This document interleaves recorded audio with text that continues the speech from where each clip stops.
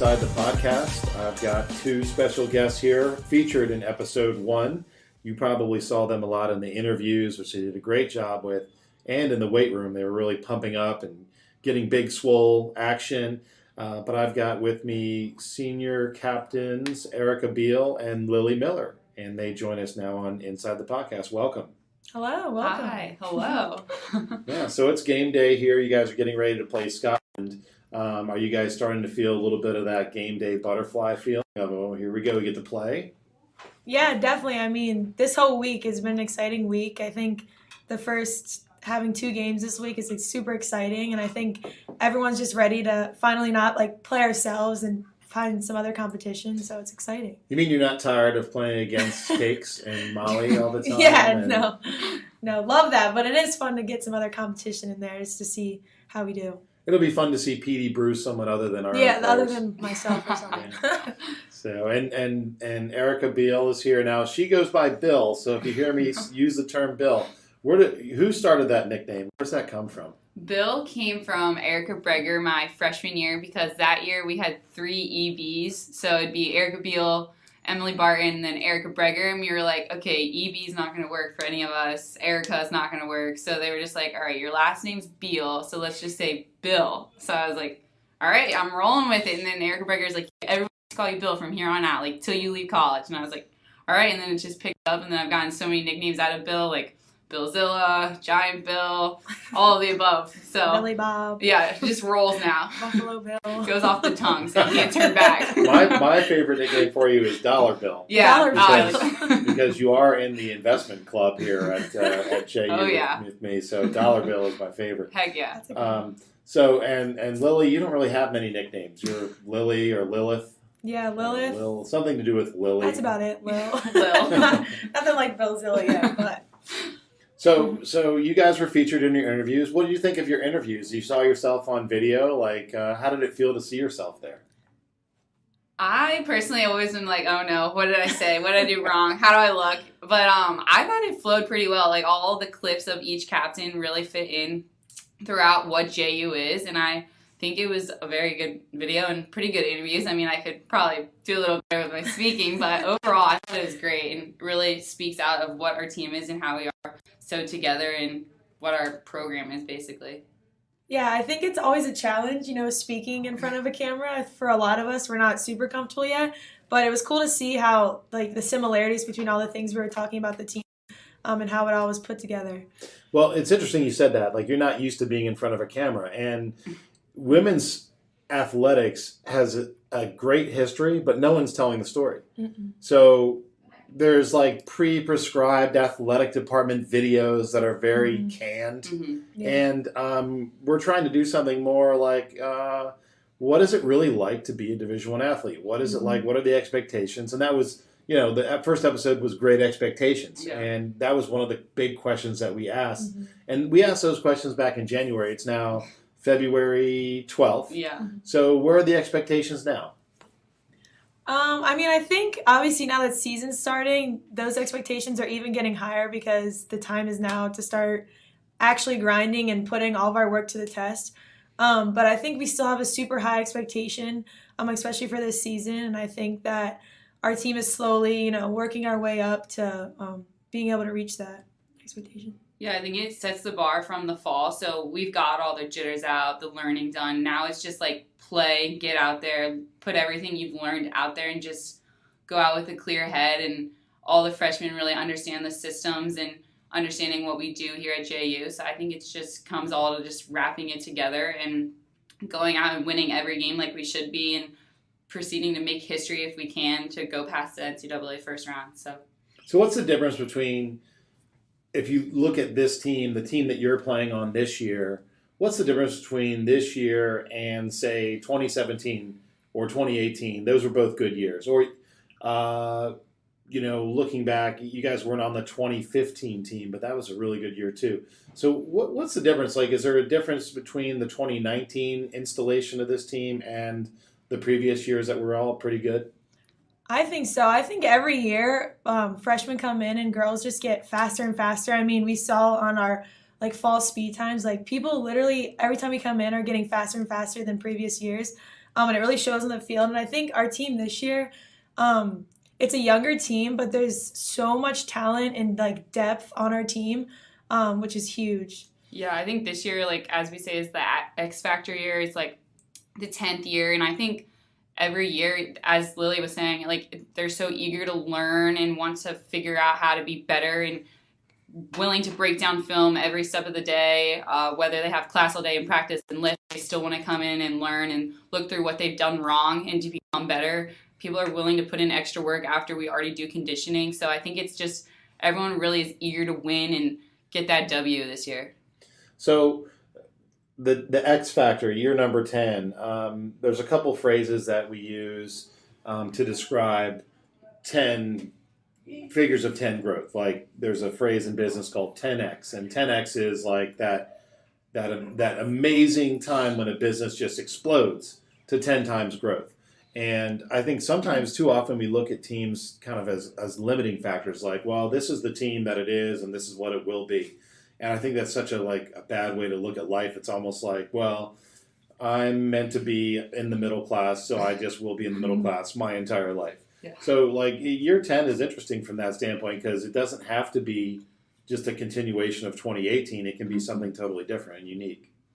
Yeah, I mean, just from the facility alone, I think that's shown. Like our team is like completely changed. Like the atmosphere, like the swagger we have, even from being in here. Like we're just, our attitudes are different, our willingness to do things, and I think it's huge and it's incredible to like be witnessing this like as a senior, like coming in as a freshman, like how much this program has changed. And this year has definitely felt completely different than any other year that I've had. Yeah, I think the growth is like the huge thing. It's just from seeing you guys in the trailers, like you guys always say, to then going to the field house and we're all like so close together, like nothing like close-knit family there. And then we finally get this huge, like awesome building that's like literally says like, don't mess with us. We're like, we are swaggy, we're badass kind of thing. So it's like, don't mess with JU Dolphins, baby. So something about the building, right? Like I walk to the dining hall sometimes. I have a nice little meal plan that I use from time to time, and I go get salads and whatnot because I'm trying to drop some lbs. But and it's a good walk across campus. It's such a beautiful spot. But I walk past the original trailer where my first office was, and really my first office was sitting at the feet of my master, Mindy McCord. Right, so like I didn't even have a desk. There was a table in there. And there were 3 rolly chairs and Mindy's desk and stuff.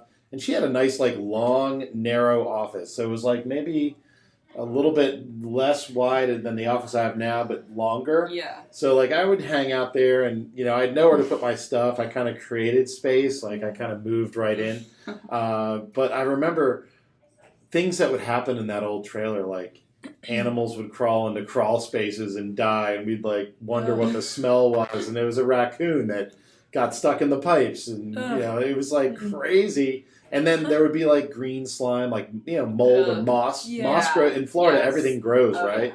And you know, I had to laugh the other day. The poor guy was out here pressure washing the building, and he's up like on the 2nd story of the building pressure washing it. And I'm like, didn't you just pressure wash this building? Yeah. And he said, yeah, but it wasn't good enough, so I have to pressure wash the entire building again. And I'm like, whoa. There's 2 guys pressure washing our building a second time around, even though it looked perfect before. And I just walk by the trailer and it's covered in like moss. And that's where we started. So like 10X is real, I gotta tell you. Oh yeah, it is. I definitely feel that way. So Lillie, I'm looking at your stats. Lillie Miller, number 35. She's a senior, and looking at like your career stats. So your freshman year, you started off, you had 30 points. You end up with 18 draws. You caused 8 turnovers. Your sophomore year, 30 points. This time, 34 draws, double that. 34 ground balls, which was like almost 3 times as many as you had your freshman year. 21 caused turnovers. And then last year, 51 points, 48 draws, and 16 caused turnovers. Again, averaging about 20 caused turnovers the last 2 years. So you can see like a trend there. And when you look at like some of the great midfielders that we've had, you know, Ashton Hiron graduated last year, one of the greatest midfielders in college lacrosse last year. but her numbers are almost the same. Did you know that? Like her freshman, sophomore, junior, her numbers were almost the same as yours have been? I didn't know that until you obviously mentioned it to me, but it's obviously cool to see because sometimes I try not to look at the numbers because it messes with my mind, but I did notice that I've had a trend of increasing. So last year when I saw that, I was like, from here on out, all of my numbers have to increase because I've done it before. I can do it again. Yeah. So as a person, like, do you feel pressure because Ashton's gone and you have to do it all now? I wouldn't say pressure. I mean, like we said, like high expectations, and I know that's there, but I don't look at it as pressure because I think that's kind of like not a negative way to look at it, but maybe not a good mental standpoint to say that it's pressure, but it's definitely an expectation that I know that my team's holding me to and that I'm every day working towards. So, and you don't feel pressure necessarily because you have help. It's not like Ashton left and the cupboards are bare. Yeah, we have so many incredible new midfielders this year and ones that have grown from their previous years. McKenna Rushford, obviously she's a new transfer. She is an incredible ball handler and finisher. Casey has grown incredibly a lot from her previous years, and she's really stepped up. And I think, having all these new freshman midfielders as well coming in, they all are so talented that it's honestly like we didn't leave off anywhere bad. We obviously have the talent to step in and do better than we have before in the midfield. Let me give you some creepy numbers. Okay, so in Ashton's first 3 years, 22 points, 37 points, 48 points. In your first 3 years, 30, 30, 51. You have 111 points in your first 3 years. Ashton has 107 points in her first 3 years. And then Ashton went off last year for 98. Mm-hmm. So 98, is that like a number that you think maybe you could get to? I mean, I think so. I mean, I think that she obviously was an incredible midfielder, but I mean, that'd be sick to be able to do that, and I would love to be able to do that. But yeah, I mean, she definitely was a different breed of midfielder. She was incredible. But yeah, I mean, that'd be really cool. But again, our midfield is so we have so many midfielders that, like, if it was spread out, it doesn't even matter who gets the points because I think everyone's capable of numbers like that in our midfield this year.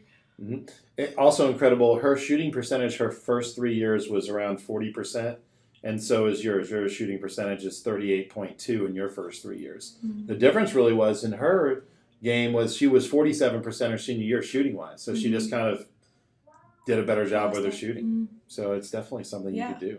So awesome. Well, very good. Well, and Bill, you're no slouch either. You're the preseason defensive player of the year. One of three, of course. It seems like there were a lot of good players nominated, but you're one of three and unanimous first team defensive selection this year after second team as a junior. So what does that expectation feel like for you? It really sets the bar high in that people believe in me and that I've grown from my freshman year to now, and it really is like encourages me and gives me more confidence to just be that swaggy player on the year, and that there's so much to live up to, and just to really show the people that I can live up to that aspect and that I'm going to work hard every day in practice to be the best player that I can be and then help others on my team. There's a lot of young players, so I want to set a good role model for them. Like, Sturgill has become such a great player this year that when she's a senior, it's going to be unreal what she's going to bring for the team and how she can lead the team. So I think there's a lot to come and a lot to live up to.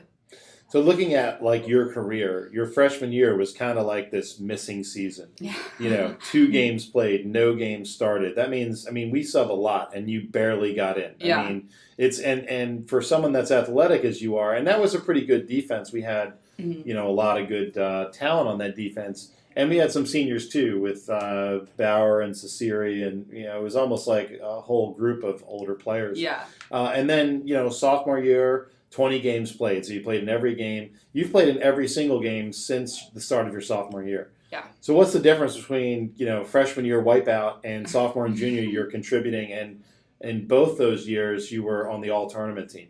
I think what set me apart from my freshman to those past 2 years, my sophomore and junior year, was I went through like a little bit of struggle where I wasn't able to dress out for the ASUN playoffs. And Right, the championship. we didn't even dress you. We could only dress 32. Yes. We had like 36 players. 2 were injured. Yeah. And we couldn't dress you or Olivia Rossman. Yeah. So then Coach pulled me inside. Was like, listen, this is what's gonna happen. She's like, you can either make a good thing out of this or become such a negative person and make the worst thing out of this. She was like, you can travel and support and encourage your teammates, even though you won't be dressed out, you'll be in the stands, or you can just stay at home, go home for the rest of the season and call it quits. And I was like, no ma'am, like my parents did not raise me like that. I'm going to go and be positive and cheer my team on. And then after they lost that in the playoff game, Hannah Wilcox, our captain, came up to me and was like, this is your summer to grind and work hard and become better than you ever were. And I really took that to heart and was like, I'm going to work my butt off all summer and come back even in greater shape, ready to work and grind every day. So I came back and just with that positive mindset and turned it into a good thing, and just from here on out blossomed from that. And I remember that summer getting a phone call from John Sung at Virginia Tech. And John was like, hey, one of your players is interested in potentially transferring. Tell me about Erica Beal. And I'm like, well, I mean, she didn't dress out for the conference tournament, so I don't know what she's going to do at Virginia Tech if she didn't dress out there. But I tell you that she's a really good athlete, and I really believe in her, but I don't know. She has to make that choice for herself. And we contacted you after we got that information, and we were like, hey, look, you could be a really good player here, but you won't be a good player anywhere unless you decide this is college sports is what I'm going to do. I'm going to dedicate myself. And you did. Yeah. After I made that phone call with you guys in the summer with a conference call with Coach McCord and then my parents, it really was like eye-opening. And that she was like, pick 3 things that you love about the school and 3 things that you don't. And then I was like, X, Y, and Z. And then that year coming in sophomore year, I was like, I'm so happy I did not leave because I would regret every second of it. And me too. From now, like from here on out, I'm just so blessed and just turned something so negative into a positive and changed for myself. Well, and remember back then, there was no JLC. Yeah. We were in a small, tight locker room. There was a lot of negativity on the team. It was, it wasn't the best circumstances. And the negativity, it's got to be shared from coaches and from players and from the school itself. And the whole thing, it kind of contributes. But senior leadership was tough that year and very social oriented. And you're a social person. So as a freshman, it kind of was easy for you to go that route. Yeah. And I think that happens to some freshmen. You're one of the few freshmen that stuck with it, though, and was able to do self-accountability. Yeah. Like you said, your parents raised you a certain way. Tell me about that. Tell us about, like, how did your mom and dad, like, counsel you when the going got tough? They were just like, well, you really got to first talk to your coaches and figure out what you didn't and did like about the freshman season. And we didn't, like, if I were to ever be like, I want to quit, they would probably be like, is that really what you want? Like, they would really support me for anything I wanted to do, but I wasn't going to be that person that would quit or give up. So I was like, you know what, I'm going to retry this and listen to my parents. And my mom and dad were like, that's a great school for you, and you picked it for a reason, and you really need to come back to why you picked that school and just learn from that and grow from it. So I really took that to heart. And then I really listened to Coach McCord and Coach Paul in that summer and explain what I did and didn't like about the coaching, and now I'm so happy I never left. Well, pretty amazing story when you really look back at it all. Mm-hmm. Your journey is I think one of the more incredible journeys that we've had a player go on, and it's something that I talk about a lot. Yeah, and it's kind of like that role model for a player just like you. Here's something that I like to point out. In the postseason, you've got 6 games in the postseason in your career, 7 caused turnovers. So 7. So you average more caused turnovers in the postseason than you do in the regular season, like by a lot. So I think that's kind of tells people all you need to know. That I have a phrase like big players step up in big games. Yeah. And you tend to do that. Now, I think, preseason defensive player of the year, it's kind of like every game's a big game for the preseason defensive player of the year. Exactly, yeah. Just sets the bar higher. Yeah. So, well, awesome. Well, it's really amazing talking to you guys today. Let me finish today. We have some upcoming episodes where we're going to your house and we're stalking you on your bikes and stuff. Now that stuff doesn't really happen, right? We staged all that. Right? Yeah, you guys don't really ride bikes and go to the beach. No, we go to the beach and ride bikes. We usually don't get video recorded, but we like anytime on the weekend, like the past couple of days have been so warm and sunny. Like it's like you go from laying on the beach to the next day, it'll probably be like 60 degrees and cloudy, but any chance we can get when it's nice out on the weekends, especially when we don't have lacrosse or after we finished a long day of lacrosse in the morning, we like to just go ride our bikes to Starbucks and get some coffee and just like kind of let loose. Yeah, I mean, obviously during the week, it's not realistic because we're at school probably from like 9 to 6 or so. Yeah, 6. But yeah, weekends, always. That's all we do. We go to the beach after practice, we ride our bikes. But yeah, the weekends are where our relaxation likes to happen. And we don't have classes on Fridays, so it's why don't we just go take a nice bike ride in the morning, and then we have practice in the afternoon, so.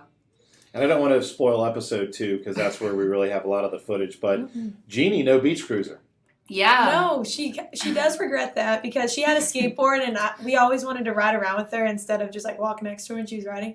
So we got the bikes, but now I think she has a little regret not getting one with us. Lily found a good deal on like a Facebook market where it's like 2 bikes for like $120 and we were like, that is a steal. So Lily's like, you want to go in on it? And I was like, heck yeah. Yeah, I've accumulated so many beach cruisers. I mean, people that have just dumped them on me when they move. And now I've got to dump a couple too. Yeah. So maybe Jeannie can get one from me when we there move. We go. There you go. I've got like someone gave me a bike and now we're going to move to a new house and you know, not far from the beach, and we'll bike in there, but I don't know if I need 5 beach cruisers for the new house. I probably could get away with like 2 or 3. Yeah, you guys do have a lot of bikes in your garage. Oh my gosh, yes. Anyone who's seen our garage, we got a lot of everything in there. And so the new house has a 3-car garage, and above the 3-car garage, there's an attic with 1,000 square foot of storage space. Yeah, so, that's nice. We will have everything away. Right, we will have the most open garage space with foldable ping pong tables that we can pull out. Yeah, it's going to be fun. I can't wait. Can't wait for the space, you know. I feel like we're ready to move. But you guys how did you find your beach house? Like, how did you move in there? What was that process? It was like one of the online like realtor sites, Zillow. Or our parents really helped us because we would look. We used to like drive down all the streets and be like, oh, man, we still can't find one. And then our parents really would like. We all were in a group chat together, and then they finally found that one. And my mom's like, all right, we gotta go look at it today, or it's gonna be gone. Because the beach houses go quick down here. Like once one's open, they're gone just like that. So we were the landlord was super cool. He always sends us texts on game days and like that. He's really nice. We call him like Uncle Skip. Yeah, like, we call him really Uncle close. Skip. But yeah, it was a perfect fit, honestly. Yeah. Well, and Lily, you kind of have like an interesting way. There's like a hole in the. I don't know how. It's like a cave. Yeah, it's like a cave. I live like in the kitchen underneath. I don't know. It's like a little basement. Little dungeon. But. Well, that's far out. I think one thing that people don't know about you guys is how well you do in school. So that is true. Yeah. You know, what are your majors and what do you want to do when you graduate? No. I am a sports business major and then I'm minor in management. So I it's a very range area I can go into, but preferably the sports because I just love being around sports and being around like the very competitive aspects. So hopefully find something to do with the NFL or a big league company kind of thing. So. Yeah, my major is business administration and I have a minor in marketing. So hopefully I can find a job in the business world that is specifically with marketing. The more I talk about it with certain career people, sports too is a passion of mine. And they're like, I was like, maybe I'll try to stray away from like sports eventually in my life, but that actually is my passion. So I'm like, why am I straying away? Exactly. So hopefully to go into something with sports because that is what I have a passion for. Yeah, awesome. So, Lily, what was your best game? What's your best game that you feel like you've had in your career? Best game? Do you remember one? I'm trying to think. Oh, no. I feel like Colorado last year I had a good game, probably later in the game. Probably needed to happen sooner. But that and I always remember every time I play Furman, I feel like I have a decent game. I always remember those games because me and Ashton would Yep. just always like just go off in those Furman games. I don't know why, but I have a vivid memory of always doing well in those. Nice. Yeah, definitely. Looks like you had a season high 4 points against Furman your freshman year. Yeah. And then last year, I think in the first half, you had like 6 points or something crazy. Yeah. Just kind of like coming out and opening it up there. Mm-hmm. So it looks like you have that star power, the firepower that that the team is looking for. And one of these guys, talking with Erica Beal and wrapping up with Lillie Miller, they're players on the team that are seniors that are very much looked up to by their freshman teammates. And we're really glad that they could join us today on Inside the Podcast, looking at episode 1. And we're looking forward to seeing them more in episode 2. And I think fans will really enjoy seeing them in their creature comforts as the season goes on. So thanks for joining us, guys. Awesome. Thanks for having us.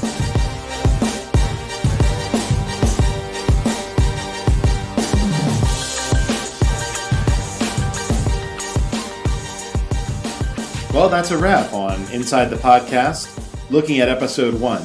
We're really glad that you were able to check us out here, and make sure to subscribe to our Inside the Podcast wherever you can. It's available on many outlets, mostly right now on SoundCloud as we get started, but you'll also be able to see it on Lacrosse All-Stars Network, LaxAllStars.com, and other available outlets. Please follow Inside the Pod on our YouTube channel, Inside the Pod, and you can track us with the hashtag Inside the Pod, all one word, on any social media platform, Facebook and Instagram, as well as Twitter. We look forward to continuing our work in the season, and we're excited to continue to support the growth of the women's game as we grow, and we're hoping for more coverage on television this year and as the game continues to evolve. Thank you so much for listening, and until next time, have the happiest of Lax life. Bye-bye.